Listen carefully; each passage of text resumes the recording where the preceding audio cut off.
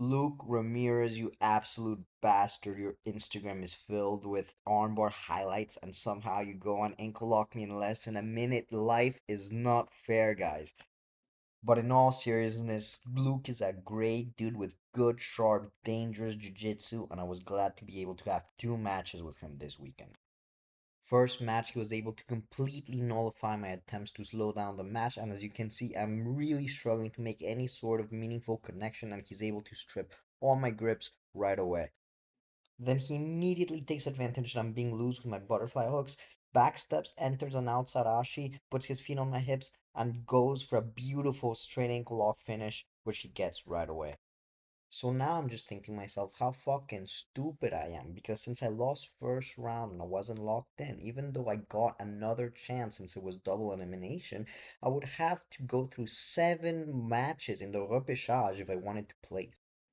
Thank God some of my opponents didn't show up, which allowed me to get to the fourth round relatively fresh, where Luke was waiting for me, having been sent down to the loser's bracket by my boy Kivan, who had an amazing performance this weekend. Shout out to him. This time Luke is shirtless, which is making it even harder for me to get connections, but this time I'm sharp, I'm awake, I know how good Luke is, I know how dangerous he is, and I'm determined not to give him anything.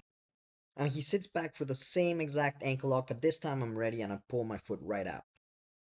And going into this rematch, I'm thinking I want to do the same exact game plan as the first match. Because it's one thing if I lose once because he caught me, but if I lose again using the same game plan, that means I'm doing something wrong, and I'd rather know that than not. So after continuing to struggle to make connections for a little bit, I feel myself finally start getting closer little by little, getting a little bit more connection each time. So after a couple more athletic scrambles where Luke attacks aggressively and I try to get him in on his way out, I finally am able to get a good scoop grip on him, and I know from here I'm sticky and I'm able to start working my K guard offense. From there, I make sure that my grips are solid and slowly start working myself over to backside 50-50, where I throw my leg over and then work myself into a double 50. So I know that whenever he goes to backstep, I'm going to be able to follow him with heel exposure.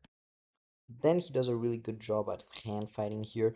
And maybe I could have gotten the finish if I just hipped in, but Luke was quite a nice guy, and that finish wouldn't have been all that technical, so I opted to let go and try to recapture into a better bite instead.